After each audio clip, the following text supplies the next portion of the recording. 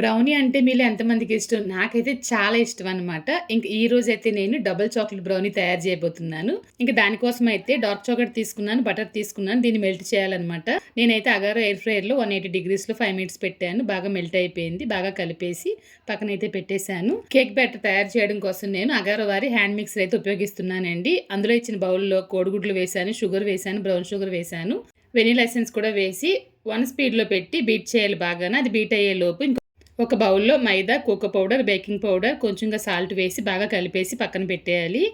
Egg వచ్చి బాగా beat అయింది. ఇప్పుడు దీంట్లో ముందుగా తయారు చేసి ఉంచిన చాక్లెట్ అయితే వేస్తున్నాను. వేసిన తర్వాత అది కూడా బాగా కలిపిన తర్వాత మైదా పిండి మిశ్రమం కూడా వేసి బాగా కలపాలి. కలిపిన తర్వాత ట్రేలో అయితే వేస్తున్నాను. వేసిన తర్వాత సమానంగా పరచాలి. తర్వాత చాక్లెట్ ముక్కలు అయితే వేసి కొంచెంగా నట్స్ కూడా వేసి ప్రీ హీట్ చేసిన ఓవెన్‌లో అయితే పెట్టేశాను.